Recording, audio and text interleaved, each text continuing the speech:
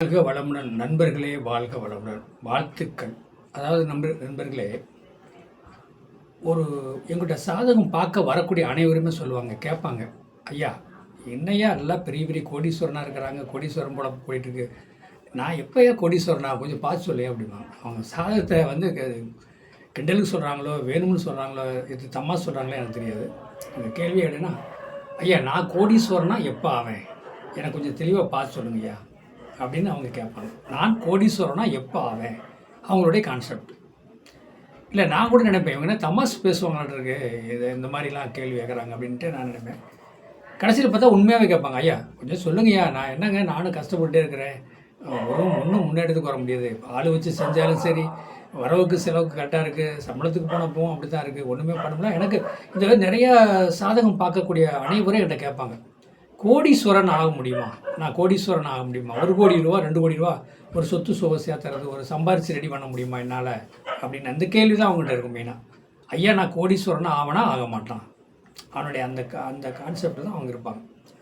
அப்போ நான் சொல்லுவேன், அதுக்கு கோடீஸ்வர யோகம் வேணும் அப்படின்னு கேட்டால், ஒரு சாதகத்தில் வந்து 11 குடையவனும் 2 குடையவன் தனாதிபதி 2 குடையவனும் லாபாதிபதி 11 குடையவனும் இணைந்திருந்தாலோ, அவர்கள் திசை புத்தி இப்போ அடுத்தடுத்து வரப்போகுதா அப்படின்னு இருந்தாலும், அதே நேரத்துக்கு வந்து இந்த 11 குடைன்னு சொல்லக்கூடாது இருக்கால, 11ஆம் இடங்கிறது ஒரு மனிதனுக்கு வந்து பேங்க் பேலன்ஸு, பேங்க்கில் ஆகுது, உங்கள் பேங்க்கில் என்ன அவர் அதாவது அவரோட அக்கௌண்ட்டில் என்ன அமௌண்ட் இருக்குது, எப்போவுமே பேலன்ஸ் இருக்குமா இருக்காதா அப்படின்னு சொல்லக்கூடாது 11ஆம் இடம். 2ஆம் இடங்கிறது தனம் குடும்ப வாக்கு வருமானம். இன்றைக்கி வந்து ஒரு சாதாரண ஒரு பிஸ்னஸ் பண்ணுறவங்க சரி, வேலைக்கு போகிறவங்களும் சரி, மாத சம்பளத்துக்கு போகிறவங்களும் சரி, இப்போ இன்றைக்கி என்ன சம்பளம் வரும், இப்போ மாதத்துக்கு கணக்கு போட்டால் இன்றைக்கி என்ன சம்பளம் வரும், இன்றைக்கி தொழில் பண்ணியிருக்கிறோம், நமக்கு எவ்வளோ இன்றைக்கி வருமானம் வரும், அப்போ இது எப்படி நம்ம எவ்வளோ வட்டி கட்டிட்டு இருக்கிறோமா, இல்லை கரெக்டாக வந்து நம்ம முதல் போட்டு ரன் பண்ணிட்டு இருக்கிறோமா அப்படின்னு வந்து அந்த கேள்வி மெயினாக வரும்.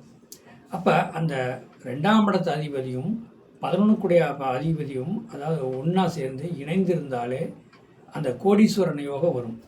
சரி, அதெல்லாம் இருக்கட்டுங்க. இப்போ இந்த 2 4 6 8 10 12 அப்படிங்கிற ஒரு கணக்கு இருக்குதுங்க. 2 4 6 இப்படிலாம் ஒரு கணக்கு வரும்போது, தொழில் பண்ணும்போது பார்த்திங்கன்னா அந்த 2ஆம் இடங்கிறது தனம் குடும்பம் வருமானத்தை சொல்லக்கூடியது 2ஆம் இடம் அப்படி சொல்லப்படுது.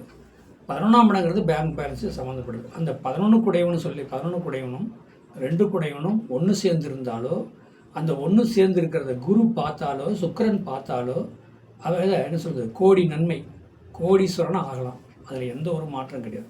மெயினாக வந்து அதை மெயினாக வேணும்.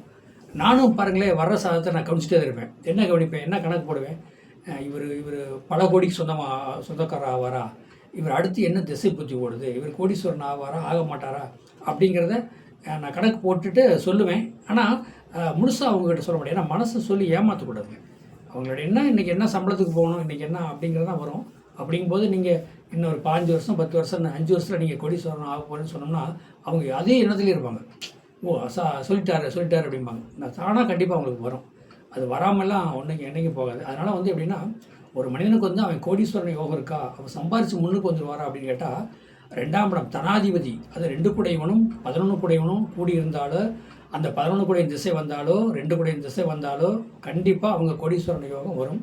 கோடீஸ்வரனா கண்டிப்பாக அவங்க ஆவாங்க. அதாவது கோடி ரூபா இல்லை, பல கோடி ரூபாவை அவங்க எண்ணி பார்த்து அதுக்கு உண்டான அதை என்ன சொல்லுதுன்னா, அந்த சந்தோஷத்தை கண்டிப்பாக அவங்க அடைவாங்க. அதனால் வந்து 2-11 நல்லா இருக்கணும், குரு பார்வை இருக்கணும்.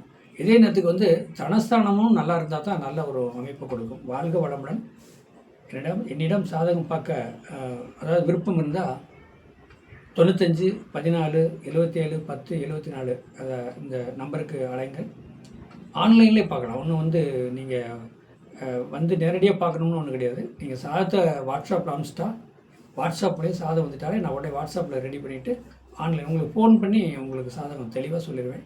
கண்டிப்பாக சாதகம் பாருங்கள். நீங்கள் கோடீஸ்வரனா அடுத்து கண்டிப்பாக ஆகிறதுக்கு நான் இறைவன்கிட்ட வேண்டுகிறேன். நீங்கள் என்னிடம் சாதகம் பார்க்கக்கூடிய அனைத்து மக்களும், அனைத்து சொந்தங்களும், அனைத்து என்னுடைய நம்பி வரக்கூடிய அனைத்து மக்களுக்கும் நான் கண்டிப்பாக வந்து இறைவன்கிட்ட மன்றாடி டெய்லி வேண்டிக்கிறேன். என்கிட்ட 1000 பேர் சாதகம் பார்க்க வந்தாலும் அந்த 1000 பேரும் நல்லா இருக்கணும்.